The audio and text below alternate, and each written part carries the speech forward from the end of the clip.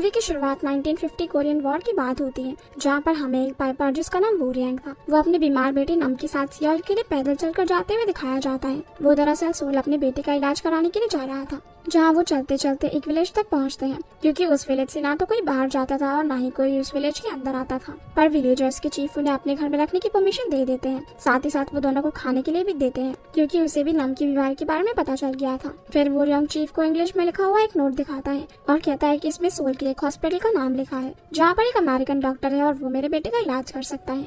लेकिन चीफ कहता है कि उसे इंग्लिश पढ़ना नहीं आता, इसलिए वो उसमें क्या लिखा है उसे नहीं बता सकता। अगले सीन में हम देखते हैं कि बाहर कुछ सेलिब्रेशन हो रहा था, जिसमें वू रियांग पाइप बजाता है, लेकिन सभी उसे कोई क्रीपी पर्सन समझकर उसे दूर होने लगते हैं। इसी बीच हम मीसुक को देखते हैं जो कि एग बना रही थी, तो उसमें से एग योगरेट निकलता है, जो देखकर चीफ काफी खुश हो जाता है और कहता है कि ये हमारे गांव की नई शमन है। लेकिन मीसुक इस सबसे काफी डिस्टर्ब लग रही थी। इसी खुशी में चीफ सभी विलेजर्स को सेलिब्रेट करने को कहता है। वू रियांग और उसका बेटा जब गाँव में घूम रहे होते हैं, तो वो देखते हैं कि गांव के कई सारे लोग चूहों को कच्चा मांस खिलाते हैं और वो चूहे काफी खतरनाक हैं। इसके अलावा वहाँ पर काफी सारे चूहे थे, जिसके बारे में वू रियांग चीफ से पूछता है, तो चीफ बताता है कि वॉर के समय वो लोग भागकर यहाँ पर आ रहे थे, जो लोग पीछे रह गए वो लोग मारे गए, पर उनमें से एक शमन और कुछ स्लीपर्स बच गए थे, वो लोग उनके साथ नहीं आए और बाद में उन्हें पता चला कि चूहों ने उन्हें कच्चा खा लिया। तभी से ये चूहे मांस खाने के आदी हो गए। रात में सभी विलेजर्स मिलते हैं। सबकी बातें सुनकर वू रियांग चीफ को एडवाइस देता है, जिससे कि रैट परमानेंटली वहाँ से चले जाएंगे। चीफ को भी वू रियांग का आइडिया काफी पसंद आता है। वो कहता है कि अगर वू रियांग ने चूहों का गाँव से पीछे छुड़वा दिया तो वो वू रियांग को एक पिग की जितनी कीमत के पैसे देगा, जो सुनकर वू रियांग काफी खुश हो जाता है, क्योंकि इतने पैसे में उसके बेटे का इलाज आसानी से हो जाएगा। अगले दिन से ही हम देखते हैं कि वू रियांग राज को ढूंढने लग जाता है और उनको मारने का काम भी शुरू कर देता है, जिसमें वो कई सारी दवाइयों का भी यूज करता है। आखिर में वो रैट्स को मारने के लिए एक स्मोक जलाता है, जिससे कि रैट्स भाग जाए। दूसरी तरफ हम मीसुक को देखते हैं, जो कि गाँव में प्योरिफिकेशन का काम कर रही थी। इसके बाद वू रियांग ने जो व्हाइट पाउडर केव के अंदर डाला था, वो सभी को उस व्हाइट पाउडर के बारे में बताता है कि वो कैसे काम करता है और कैसे रैट्स पाउडर की स्मेल का पीछा करते हुए केव की तरफ जाएंगे। तभी रैट्स को भी पाउडर की स्मेल आती है, क्योंकि वू रियांग ने पूरे विलेज में उस पाउडर को डाल रखा था। जिसके बाद रैट्स बाहर आना शुरू करते हैं। उनके बाहर आते ही वू रियांग फ्लूट बजाता है और उसकी फ्लूट की आवाज का पीछा करते करते रैट्स वू रियांग को फॉलो करने लगते हैं। वू रियांग उन्हें केव्स तक लेकर जाता है, जहाँ सारे रैट्स अंदर जाने लगते हैं। जैसे ही रैट्स अंदर जाते हैं, उस केव को क्लोज करने का काम नम का था, लेकिन रैट्स बहुत ज्यादा थे, इसलिए उन्होंने जो डोर बनाया था वो रैट्स को रोक नहीं पाता। नम गेट क्लोज करने वाला था, लेकिन वो अकेले ही रैट्स के सामने उस गेट को होल्ड नहीं कर पाता। तभी वहाँ पर वू रियांग आ जाता है और वो बहुत ही बड़े पत्थर को अपने हाथों से उठाकर केव के सामने रख देता है, जिससे केव बंद हो जाती है। ये देखकर नम काफी शॉक हो जाता है। फिर दोनों विलेजर्स के पास जाते हैं। अब विलेज से सभी रैट्स जा चुके थे, जिससे सारे विलेजर्स काफी खुश हो जाते हैं। रात में विलेज से चूहे निकलने की खुशी में सभी लोग सेलिब्रेट कर रहे थे। साथ ही वू रियांग और नम सबका एंटरटेनमेंट कर रहे थे, जिसमें वू रियांग फ्लूट बजाता है और नम वायलिन। पर तभी हम देखते हैं कि वू रियांग अचानक से टेबल के पास जाता है और वहाँ से बहुत ही एग्रेसिवली वाइन उठाकर पीने लगता है, जिसका ऐसा बिहेवियर देखकर सभी लोग शॉक हो जाते हैं और कोई कुछ भी नहीं कहता। फिर वू रियांग सभी से विलेज के बाहर चलकर सेलिब्रेट करने को कहता है, लेकिन ये सुनते ही सभी विलेजर्स डर जाते हैं और वहाँ से खड़े होकर अपने घर की तरफ जाने लगते हैं, जो वू रियांग को बहुत ही अजीब लगता है। आगे हम देखते हैं कि चीफ का जो बेटा था नमसो, वो मीसू को पसंद करता था, लेकिन उसे मीसू और वू रियांग की क्लोजनेस भी दिखाई देने लगी थी, जिससे वो बहुत ज्यादा जेलस फील कर रहा था। अब उसे डर था कि मीसू वू रियांग के साथ विलेज छोड़कर ना चली जाए। रात में वू रियांग और मीसू अकेले में बैठकर बात कर रहे थे, जहाँ हमें पता चलता है कि वॉर के दौरान मीसू के हस्बैंड की मौत हो गई, इसीलिए उसे चीफ के घर पर काम करना पड़ रहा था। जब ये दोनों बात कर रहे थे, तभी चीफ वहाँ से निकलता है, जिसे देखकर मीसू वहाँ से जाने को कहती है, लेकिन उसके जाते वक्त वू रियांग उसे एक गिफ्ट देता है, जो कि नम ने उसके लिए दिया था, और ये देखकर वो काफी खुश हो जाती है। अगले दिन चीफ भी वू रियांग और मीसू की क्लोजनेस को नोटिस करता है, जिसके लिए वो मीसू को थ्रेटन करता है कि जब तुम्हारे पास कुछ भी नहीं था, तब मैंने तुम्हें यहाँ पर रहने की इजाजत दी और तुमने प्रॉमिस किया था कि तुम इस विलेज की शमन बनोगी, और जब स्पिरिट्स तुम्हारे पास आ रही है तो तुम उन्हें एक्सेप्ट क्यों नहीं कर रही। मीसू कहती है कि मेरे पास कोई स्पिरिट वगैरह नहीं आई, बल्कि वो अंडा तो खराब था। चीफ कहता है कि विलेजर्स का मानना है कि लास्ट शमन के मरने के बाद से ही विलेज में रैट की प्रॉब्लम शुरू हुई।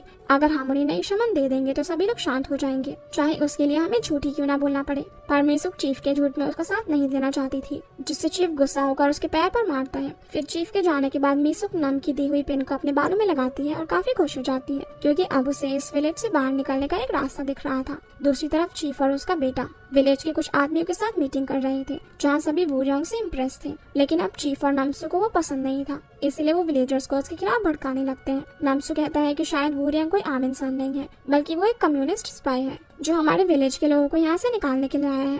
साथ ही वो दोनों सबको ये भी बताते हैं कि मीसुक भी वूरियोंग को पसंद करने लगी है और वो यहाँ पर शमन का काम छोड़कर वूरियोंग के साथ सोल जाना चाहती है। सभी लोग इस बात से काफी नाराज होते हैं, इसीलिए अब कोई भी नहीं चाहता था कि वूरियोंग और मीसुक साथ में रहे, क्योंकि सभी को उनके सीक्रेट खोलने का डर था। अगले दिन हम देखते हैं कि मीसुक और वूरियोंग बहुत ज्यादा क्लोज आ गए हैं और नम को भी मीसुक उसकी मॉम की तरह लगने लगी है। इसीलिए मीसुक भी नम का अपने बेटे के जैसा ध्यान रखती है और अब वो वूरियोंग के साथ सोल जाने के लिए भी तैयार थी, जिस बात से वूरियोंग काफी खुश था और कहता है कि मैं चीफ से बात करता हूँ। लेकिन मीसुक उसे रोकती है और कहती है कि हम किसी को भी बिना बताए सुबह यहाँ से चले जाएंगे। वूरियोंग कहता है कि मेरा चीफ के साथ एग्रीमेंट है, मैंने रैट्स भगाए हैं जिसके लिए वो मुझे प्राइज देंगे। वूरियोंग चीफ के पास प्राइज मनी लेने के लिए जाता है, जहाँ चीफ उसका प्राइज देने के लिए राजी हो जाता है, लेकिन वो उससे पहले एक पेड़ के पास जाने को कहता है। जब वूरियोंग वहाँ पर जाता है तो उसे वहाँ पर एक मरी हुई बिल्ली दिखाई देती है। चीफ कहता है कि तुमने हमें झूठ बोला था कि चूहे चले गए, जबकि रियल में वो कभी गांव से गए ही नहीं थे और तुमने हमें बेवकूफ बनाया। वूरियोंग उसे यहाँ पर उसके पैसे देने को कहता है, पर चीफ सभी गांव वालों को बोल देता है कि ये एक स्पाई है।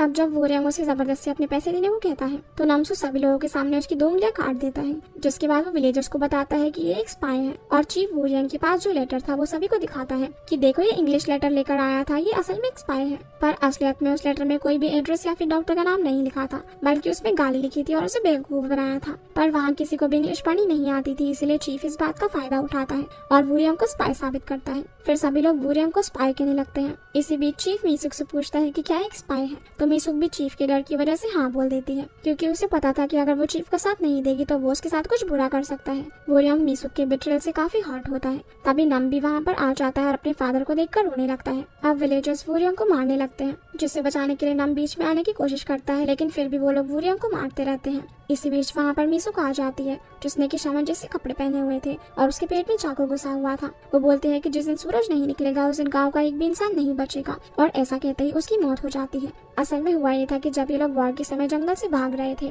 तब शमन और लीपर्स पीछे रह गए थे, और लीपर्स जो होते एकदम ज़ॉम्बीज़ की तरह दिखते हैं, लेकिन वो भी असल में इंसान ही होते हैं। पर चीफ उन लोगों को अपने साथ विलेज के अंदर नहीं रखना चाहता था, इसीलिए उसने उन्हें उस केव के अंदर बंद कर दिया। और जब कई दिनों बाद उन्होंने केव ओपन करके देखा तो उसमें जितने भी लोग थे वो सभी मरे हुए थे, बस विलेज की ओल्ड शमन जिंदा थी। नामसू उसे चीफ के पास लेकर आता है तो चीफ उसे डील करने का ट्राई करता है कि वो विलेज में रहकर वहाँ के लोगों की हेल्प करे, लेकिन शमन ऐसा करने से मना कर देती है। वो उनको श्राप देती है कि जिन बच्चों के फ्यूचर के लिए तुम लोगों ने हमारे साथ ऐसा किया वो सब उस दिन मारे जाएंगे जिस दिन सूरज नहीं निकलेगा। जो सुनकर चीफ इसे फिर से उसी केव के अंदर बंद कर देता है और वहाँ पर आग लगा देता है, जिससे कि वो जलकर मर जाती है। तभी से विलेज में चूहों का आतंक फैल जाता है और सबको ऐसा लगता है कि अगर विलेज में शमन आ जाएगी तो वो उन्हें इस चूहों के आतंक से बचा सकती है। प्रेजेंट में चीफ खाने में कुछ मिलाकर नामसू से वूरियोंग के बैग में रखने को कहता है। फिर वो वूरियोंग को वहाँ से जाने को कहता है और बोलता है कि वो यहाँ पर कभी भी ना आए। वूरियोंग भी नम को लेकर वहाँ से चुपचाप चला जाता है।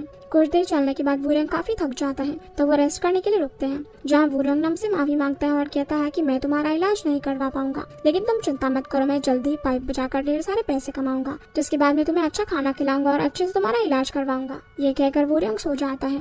इसी बीच नम को भूख लगती है तो वो बैग में देखता है कि वहाँ पर वही खाना रखा हुआ था जो कि चीफ ने उसके बैग में रखा था, जिससे वो देख लेता है। पर तभी वो नोटिस करता है कि बैग में पाइप तो है ही नहीं, इसलिए वो चुपचाप से विलेज में वापस जाता है वूरियोंग की पाइप लेने के लिए। नम को वूरियोंग की पाइप चीफ के घर में मिल जाती है, जिससे वो जैसे तैसे करके वहाँ से ले आता है। लेकिन जब वो रास्ते में था तब उसे काफी तेज भूख लगती है तो वो उस राइस बॉल को खा लेता है, लेकिन असल में उसके अंदर पॉइजन मिला हुआ था, जिसे खाते ही उसके मुंह से खून निकलने लगता है, जिससे कुछ ही देर में उसकी मौत हो जाती है। जब उसकी स्पिरिट उसकी बॉडी से निकल रही थी तभी वहाँ पर वूरियोंग आ जाता है, जो अपने मरते हुए बेटे को देख लेता है। नम की मौत से वो काफी दुखी होता है और बहुत रोता है, क्योंकि उसने अभी तक जो कुछ भी किया वो सिर्फ अपने बेटे के लिए किया था, लेकिन अब वही नहीं रहा। जब वूरियोंग नम के पास आकर आइस केक को देखता है, जिससे वो समझ जाता है कि चीफ ने उसके अंदर जहर मिला कर दिया था और अब वो चीफ और गांव वालों से अपना बदला लेना चाहता था। इसीलिए वो अकेले ही नम की बॉडी को जलाकर उसका अंतिम संस्कार करता है, जिसमें वो वही स्पेशल वाला पाउडर यूज करता है जो कि उसने रैट्स को अट्रैक्ट करने के लिए किया था। इसके बाद वो उसी पाउडर को अपनी पूरी बॉडी पर लगा लेता है और उसी केव के बाहर जाता है जहाँ पर उसने रैट्स को ट्रैप किया हुआ था। वो अपने हाथ की 2 उंगलियों को भी तोड़ लेता है और केव ओपन करता है और अपनी टूटी हुई उंगलियों को चूहों के सामने चारे की तरह इस्तेमाल करता है, जिसके बाद वो अपनी पाइप बजाकर रैट्स को विलेज की तरफ लेकर जाता है, जहां हम देखते हैं कि व्हाइट पाउडर की स्मोक पूरे विलेज में फैल गई है। अब वो रैट्स विलेज में जाकर सभी विलेजेस पर अटैक करने लगते हैं और उन्हें मारने लगते हैं। नामसू के पास भी कई सारे रैट्स आ जाते हैं,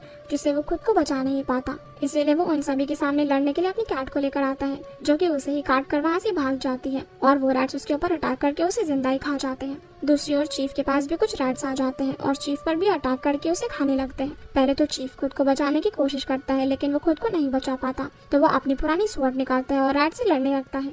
जैसे ही वो बाहर आता है तो एक विलेजर के ऊपर कई सारे रैट्स चिपके हुए थे। वो चीफ से हेल्प मांगता है, लेकिन चीफ उसकी कोई हेल्प नहीं करता, बल्कि वो उसे अपनी तलवार से मार देता है। फिर वो देखता है कि सभी रैट्स बहुत ही डेंजरस हो गए हैं। इसी बीच वो वहाँ पर वूरियांग को देखता है और बोलता है कि तुम्हें हमने यहाँ से जाने दिया, लेकिन तुमने ये क्या किया? रैट्स को यहाँ पर वापस क्यों लेकर आ गए? वूरियांग बोलता है कि आपको हिसाब बराबर करना था, तो अब होगा हिसाब बराबर। आपने मुझसे कहा था कि अगर मैं राज को मार दूं तो आप मुझे एक पिग की कीमत के पैसे दोगे। मैंने राज को निकाल दिया, लेकिन आपने मुझे पैसे नहीं दिए, बल्कि मुझे और मेरे बेटे को ही विलेज से मारकर निकाल दिया। मैं अपने बेटे का इलाज भी नहीं करवा पाया और उसकी मौत हो गई। और क्योंकि मुझे मेरे काम के पैसे नहीं मिले, तो मैं राज को वापस से वहीं पर छोड़ने आया हूँ जहाँ से मैंने इन्हें निकाला था। चीफ समझ जाता है कि अब वूरियांग उसकी हेल्प नहीं करेगा और वो कहता है कि सारे ही रैट्स अब उस पर ही अटैक करने वाले हैं, जिससे बचने के लिए वो रस्सी पर चढ़ने लगता है, लेकिन वूरियांग अपनी पाइप बजाता है और रैट्स को चीफ पर अटैक करने के लिए कहता है। तभी रस्सी टूट जाती है और चीफ नीचे गिर जाता है, जिससे सभी रैट्स उस पर चढ़कर उसे खाने लगते हैं। चीफ वूरियांग से मदद मांगता है, लेकिन वूरियांग उसकी कोई मदद नहीं करता। अगली सुबह जब सभी बच्चे उठते हैं तो देखते हैं कि विलेज में कोई भी बड़ा इंसान नहीं है। सभी बच्चे बहुत ही कंफ्यूज थे और ये सब बहुत ही वियर्ड था कि रैट्स ने बच्चों पर अटैक नहीं किया। इसके बाद एक बच्चे को वूरियांग दिखाई देता है, तो वो सभी बच्चों को वूरियांग के पीछे चलने को बोलता है। एक बच्चा बोलता है कि वूरियांग इस विलेज का नहीं है, हमें उस पर ट्रस्ट नहीं करना चाहिए, लेकिन फिर भी सारे बच्चे उसके पीछे पीछे चलने लगते हैं। तो वो बच्चा भी अपने छोटे भाई के साथ वूरियांग के पीछे जाता है। वूरियांग भी पाइप बजाता है और सब बच्चों को जंगल की तरफ लेकर आता है, जहाँ बच्चे देखते हैं कि आज आसमान में सूरज भी नहीं है। सभी बच्चे वूरियांग का पीछा करते हैं, जहाँ वूरियांग उन्हें वही रैट केव के पास लेकर जाता है और सभी बच्चों को केव के अंदर जाने के लिए कहता है। जैसे ही बच्चे केव में चले जाते हैं, वूरियांग बाहर से केव को बंद कर देता है, जिसके बाद वूरियांग कैमरा में देखता है और यही मूवी खत्म हो जाती है। तो गाइस, ये थी इस फिल्म की कहानी, जिसमें ओल्ड शामन का श्राप सच हुआ, जहाँ उसने बोला था कि उस दिन उस गाँव के सभी लोग मारे जाएंगे जिस दिन सूरज नहीं निकलेगा। और ठीक वैसा ही हुआ, क्योंकि विलेज के सभी एडल्ट्स तो मारे गए थे और बच्चे केव के अंदर बंद थे, तो वो भी भूख प्यास से वहीं पर मर जाएंगे। वूरियांग ने भी नम के मरने पर प्रॉमिस किया था कि वो गाँव वालों से अपना बदला लेगा।